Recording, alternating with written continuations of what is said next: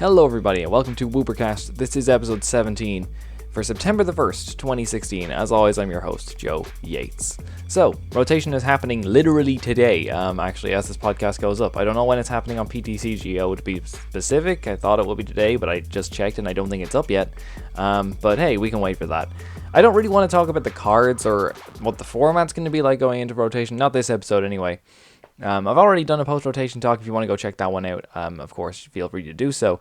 But, of course, with new rotation means the new season has just hit us. So we're going to have a whole new trek and a whole new journey to the World Championships in Anaheim at the end of this year. But the structure of how we get there and how we play the game necessarily from a very meta perspective is kind of changing. Pokemon seem to be doing quite a lot of changes to how the game is played and, where we play the game necessarily. We're getting a lot of more news coming in about regionals and about the whole nationals not being a thing anymore, and the European and continental sort of championships are becoming a thing now as a replacement to nationals, and to make it a little more fair on people who don't live in less populated areas. I'll sort of get into more detail about what I mean in this episode, but what I really want to talk about here is how we play the game and how we go to tournaments, what our structure is going to be like for the next season. Speculation, my thoughts on it, and I want to hear your thoughts on it too as well. So let me know in the comments if you're happy with the structure that we've got for this year or not. But anyway, let's get straight into it. So obviously, we have seen a lot of sort of hits to the tournament structure this year so far, and I think I've seen a lot of complaints about it and a lot of backlash. I'm not going to defend everything Pokemon have been doing with the tournament structure. It does seem a little experimental. It does seem different from what they've been doing in previous years, and it seems more akin to what other card games, definitely not identical to what Magic or Yu-Gi-Oh do. They operate on very different structures, but it's a little more similar than it has been previously, and it seems like they're taking it more seriously as a competitive game, which I think is obviously a good thing. I don't think anyone can argue with that. It's basically like we're getting less nationals, we're getting no nationals, we're getting less regionals is what I mean, fewer regionals. At least I know this is true for Europe, I know this is true for Canada, I don't know what this necessarily means for the US. I don't know if they're keeping states or not. I would assume they are, they're just not coming over to like Europe or anything like that. But that's fair enough, we can get onto that a bit later. So, we're seeing less tournaments. The first major point is that if you live in Europe, you'll know that you could have gone to a regionals, let's say, I don't know, the Arena Cups in Germany or the Kalos Easter tournament in Paris. Like, those tournaments get a pretty big attendance, but they don't have any elevated points. At least most of them don't, as far as I know. I think the only one that had elevated points last season was the ECC. Someone correct me if I'm wrong on that one. Point being, though, that we've had regionals that have had decent attendance among them in Europe. Up to like maybe 200 people for regionals. I know I myself, I didn't attend a huge amount of regionals this year, but in London there was over 100 people there, and that was relatively small compared to a lot of the other ones among the continent. And if you won it, you got your points in the bag. If you came top 8, you got your points in the bag, whatever. We all know how the point structure worked for those things. But of course, there was also smaller regionals. There was a regional in I don't want to call out places that I don't know. I think it was Bournemouth was the lowest attendance that I heard of, at least in the UK and Ireland. That only got 28 people or something like that. Even Bangor regionals up in Northern Ireland, which I went to, was 32, 33 people, something like that. And again, these are pretty small numbers. You compare this to like Fort Wayne over in America, which is something like 400, 500 masters. Crazy number of people compete in that thing. And the thing is that the points that you earn from these events aren't actually any different. So, like, I could go to Bangor and I could win that, and that's a 32-man tournament, and great, I've got my points in the bag. But the people who fought their way through, like, a Fort Wayne regionals, or just a major cities, like a major, actually, like, center of, like, where it's highly populated area and everyone knows about it, like an Arena Cup in Germany or something, like, the points will be the same. And the kind of weird thing there is that, does it make it easier to earn points if you're in a less populated area that still gets tournaments on a slightly more on a still somewhat regular basis, or maybe you just have the money to fly over to that tournament in the first place?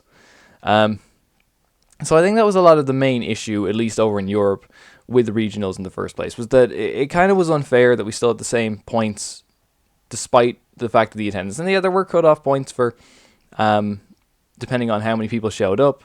But the same thing was true, though. If you came first, no matter which one you were at, no matter what the attendance was, the points remained the same unless they were elevated like the ECC was. But that's a whole different thing.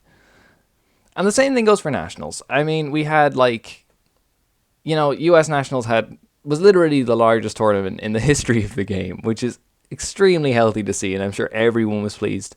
Apart from the people that I think they got turned away at that or something, there were just so many competitors, but that just goes to show you just how overwhelming the demand for that tournament was, which is amazing for the game.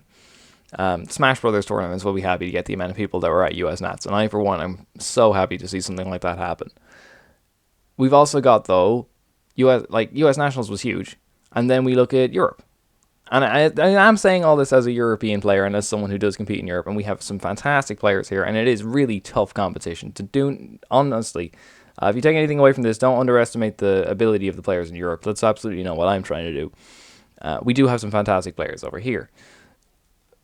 UK Nats had, I think, 192 Masters in and around there. That was the largest nationals we had over here. And yeah, that was still an extremely tough tournament, and the people who got their points from that, I think, fully deserved them, of course. But then the same amount of points would have gone for, say, Austrian Nationals, which had 32 players, or Czech Republic Nationals, which had 32 players. Of course, tons of controversy came in around the Czech Republic Nationals as well for free buys and people scooping, and I'm not going to get into all that there. That's not my position to be talking about that kind of stuff, I don't think, but the point is that it was a lot easier to earn points than it would have been at, say, a Nationals with a far higher attendance. And this kind of creates a huge imbalance in the game, and it is an issue. It is definitely something Pokemon needed to look at and needed to sort out. And I think from that perspective, the fact that they're cutting down on tournaments but increasing prize money and increasing support for those particular tournaments is the right solution to the problem that they had accidentally sort of created by having these smaller tournaments that earn the same amount of points as massive tournaments. Because on paper, we all know that is a big issue, and that did need to be solved in the first place. So what have they got now? What have we gone for? It's looking like we're going to get a lot less regionals in Europe. Rumours going around about very small numbers of regionals showing up, but we have to also remember that the prize support for these regionals is absolutely unheard of for the Pokemon trading card game. We're talking $50,000 per regionals is what they have promised to us. And if they keep that up, it'll be absolutely immense what you can win from these things. I'm going to take a wild guess and say about $10,000 just for winning a regionals. And with that kind of prize support means that you now definitely cannot have like 20, 30 man regionals. There's no way that would actually be fair to give $10,000 to someone who wins a 30-man regionals and give $10,000 to someone who wins a 400-man regionals. It cannot work like that. And I think everyone would agree with me on that one. So as much as it will be tougher to actually win a regionals this season, the payoff is going to be absolutely massive. And of course, this can be stipends. I believe you can cash it in as well, which is a huge increase from last season when it was you'll get a playmat a few months after you win the regionals, and also maybe some packs. And I believe in Germany they couldn't actually give you packs or something, and there's some weird underage gambling law that they have over there that means that you can't actually win packs from it. Something like that, I'm not sure. They have a very weird law over there that creates some odd stipulations. But of course this does come with its own problems in that decreasing the amount of regionals does kind of hurt a couple of scenes. So for example in Ireland, we had one regionals all season. It was banger regionals, 32 people. It was great, good fun. I played like absolute crap on the day, but that's a completely different point. It was a good time. Everyone had fun, but it's not going to happen this year. And we can basically confirm that for sure. Because they're going to be prioritizing the major places for regionals. That'll be the Netherlands, Italy, Germany, UK, of course, France probably. The Benelux region as well is pretty popular, so something around there, I would assume. That's kind of where they'll be prioritizing, and somehow I imagine Ireland is pretty low down on Pokemon's priority list, but what can you do? This does mean that people from smaller countries like myself will have to travel for events. But really, I feel like you're kind of prepared for that if you're in a smaller country anyway. It would be nice if we had regionals in Ireland. It would be nice if we had major tournaments or at least tournaments going on super consistently that awarded a vast amount of points. But it's not going to happen, and we know it's not going to happen, at least anytime soon. You kind of prepare yourself for that fact anyway. And if you're good at the game, and if you really are confident in your abilities, you can win money from these events now, which will go towards actually going to the events in the first place, or even making a profit from them. I still don't think it's enough money to be playing the game at like a professional level, but there are very, very few competitive games that you actually can do that with. Of course, everyone's going to shout at me League of Legends and StarCraft 2 and whatnot, but look, those are completely different things to the Pokemon trading card game. And we're not there yet.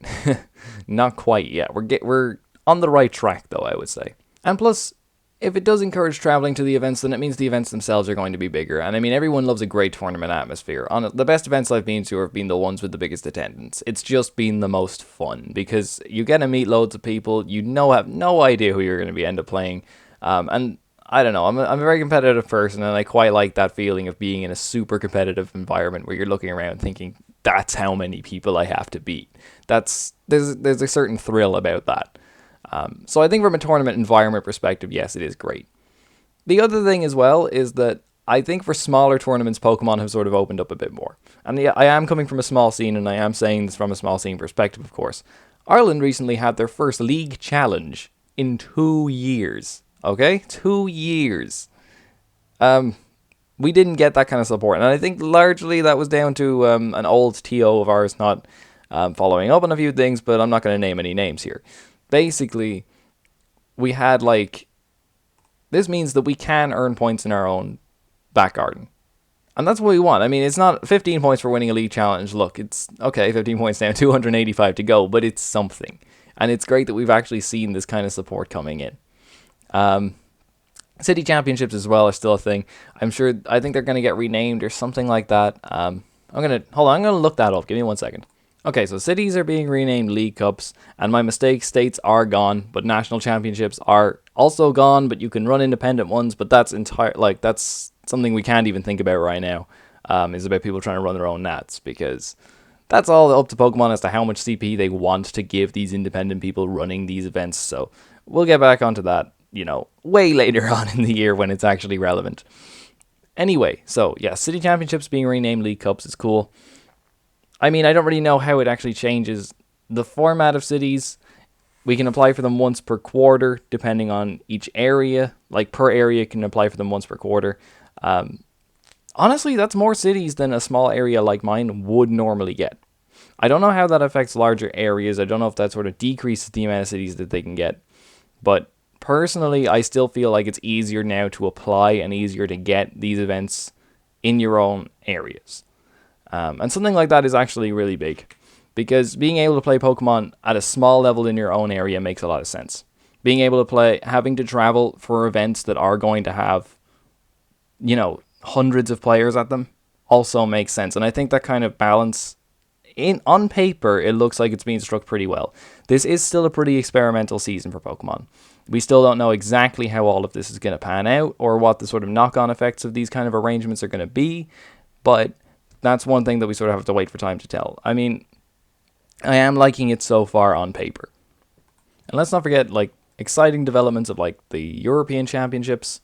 I should call them the Core Rating Zone Championships, because that's the actual text they have written here.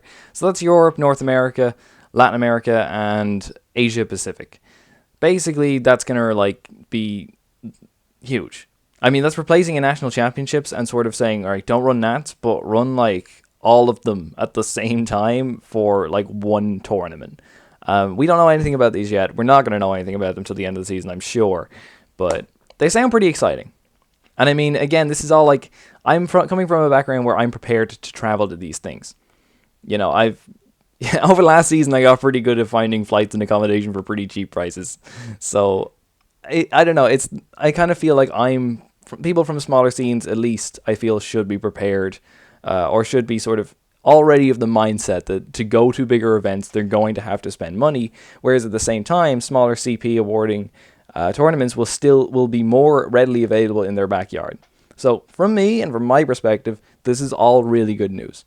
If you are from sort of a bigger community, or if you are from sort of a bigger scene from Pokemon where you would get massive regionals right at your back door, do let me know. Do tell me how this kind of change affects you, because I'm kind of interested to see how Pokemon are balancing this out. Is it kind of going from a capitalism to a communism kind of thing here? What are the politics of Pokemon, really, is what I'm digging at, I guess.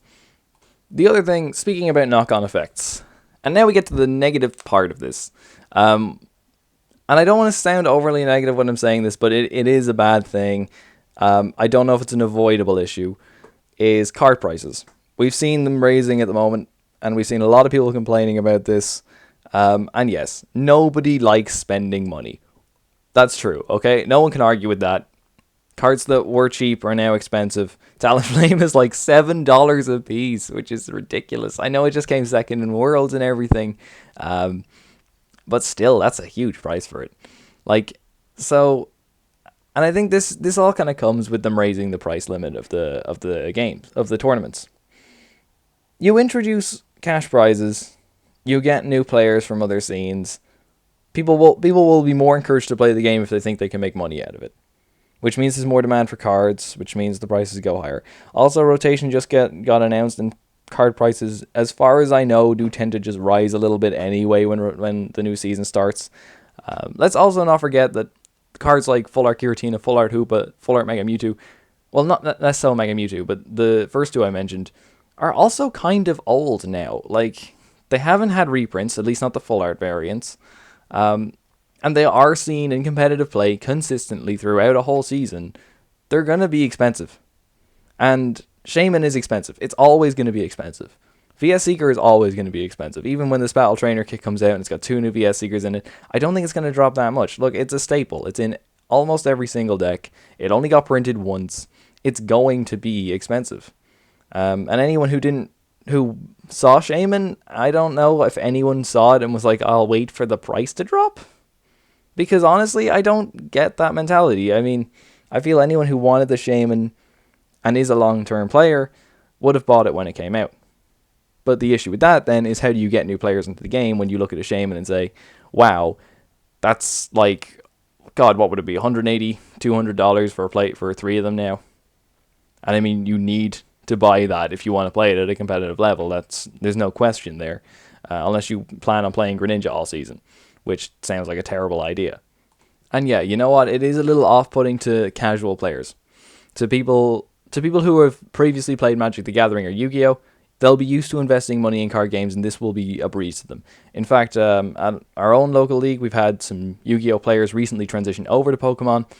Very good right off the bat. Like, they know their stuff about playing card games competitively, and there are a lot of transferable skills there. So shout out to those guys. They're pretty good. But the thing about that is that they know what it means to play a card game competitively. And they know what it means to spend money on staples and stuff like that. But for newer players who haven't played a card game before, who like Pokemon and just want to get into it for fun, but still want to go to tournaments and have a chance of winning them, that's a huge sort of... That's going to put them off. You know, not a lot of people have 180 spare to spend on some pieces of cardboard. And I don't want to call them pieces of cardboard because they're more than that to us, obviously, but to a brand new player, that's what it feels like. And I remember even coming into the scene myself and thinking, oh, I wonder what deck I can get for a tenner. And that was really my thought. I was like, what can I actually buy for a tenner? And they can't cost that much. It's just cardboard. And this is what new players will be thinking coming into the game. And it does suck that there is that barrier. But really, I'm not sure if that is avoidable unless Pokemon just reprint Shaman like over and over and over again, which then creates an unhealthy state for the meta, because then it'll stay in rotation. And also, they want to make money. Like, this is like, we play this game, we love it, and we, it's very creative and it's very fun to play, and it brings the whole community together, and you've got all that great stuff. But at the end of the day, Pokemon want to make money off of this. There's a reason they're able to invest this much money into regionals and European championships in the first place. It's because they're making a lot of money. And the reason that Shaman is so high, and the reason that VS Seeker is so high, and the reason they don't want to reprint it is because they know people are going to have to buy it anyway. They do want to make money at the end of the day. And it sucks, but that's how it is. And, well, you can't really blame them for that. Especially compared to other card games as well, because, you know, you could spend $180 on Yu-Gi-Oh! Cards and then never play them again because they only work in one particular archetype.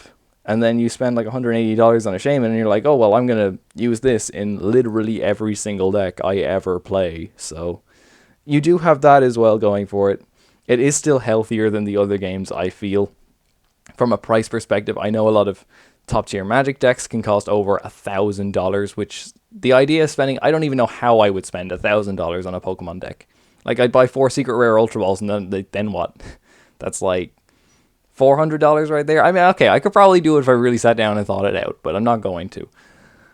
But to new players, this does kind of send some sort of a message. If you want to get into a competitive card game, this is the money you have to spend.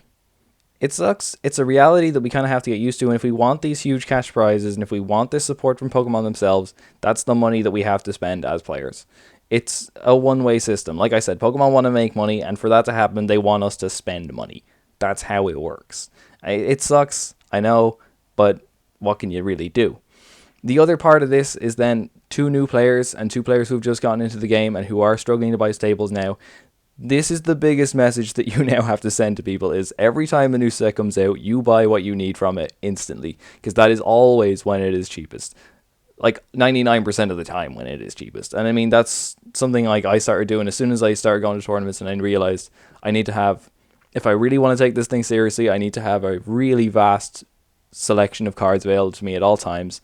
I need to just, as soon as the set comes out, every 3 months, I only spend about €30 every time a new set comes out. And to me, I mean, I get probably like a play set of maybe like 1 EX or 1 Mega. I get all the trainers, 4 copies of every single trainer. I get some of the regular non-EXs that are going to be good. And from that point on, I'm like, okay, well, if at some point this really stupid EX that came out and is super cheap, maybe I'll buy it because it's cheap. Maybe I'll wait and sort of until it gets good. But really, I think if you even just dedicate a small amount of money every time a set comes out to say, that's what I'm going to buy, and this is how much I'm going to spend, at least get 4 copies of all the trainers, because they're the first thing to go up in price, and they'll always be cheap, especially on things like Troll and Toad. I know a lot of people hate Troll and Toad, but personally I've used it quite a bit myself, and I think it's pretty good. They'll always be cheap when they first come out. Even Shaman, when it first came out, was like $20 or something on Troll and Toad, 20, 25 maybe? Can you imagine buying a Shaman for $25 now? I mean, yeah, it makes a lot of sense when you put it that way. So that's my advice to new players, is just buy what you need when it comes out. It is an expensive hobby. Look, I'm not going to lie. It's quite a lot of dedication from the people who play it. You need to, like, I don't have time for a lot of other hobbies that I would otherwise have between this and, trying to get education and stuff like that. This takes up the vast majority of my time, but I wouldn't have it any other way, because I love playing the game, and I'm fine with investing the money in it because it allows me to continue playing the game at the level that I want to play it at. You get in what you put out of Pokemon. That's what I'm trying to say. But at the end of the day, it is still marketing. And hey, it's working. Or, just go ahead and win a regionals, and then you get like $10,000 and you're fine. Probably fine for a whole season. Anyway, those are my thoughts on price hikes. Those are my thoughts on Pokemon as a whole. I like that they're trying new things, and I like that they are trying to push themselves into a more competitive scene. We've also seen that with the streams this year, the massive new stream setup they got. I know the World stream didn't really work out. I know we had issues with attendance at Worlds, and that does suck. I'm not going to defend that at all. That was just poor planning on Pokemon's part. Absolutely. But look, if we can work on those issues and combine it with this competitive attitude from the company that's actually making the cards in the first place, we've got a very bright future ahead of us. This has been Joe from Woopercast. Thank you so much for watching this week's episode. We'll be back every Thursday, 5 p.m. British Standard Time, same place as always. You can find us on Facebook. It's facebook.com/Woopercast. I'm going to be more active on Twitter now as well. I guess I'll throw that in the description too. And hey, if there's enough demand for it, I'll make a specific Twitter for the page itself. Also on Stitcher, also on TuneIn, also on SoundCloud. Go check us out there if you prefer listening on different platforms. Thank you very much for listening once again, and I will see you next time.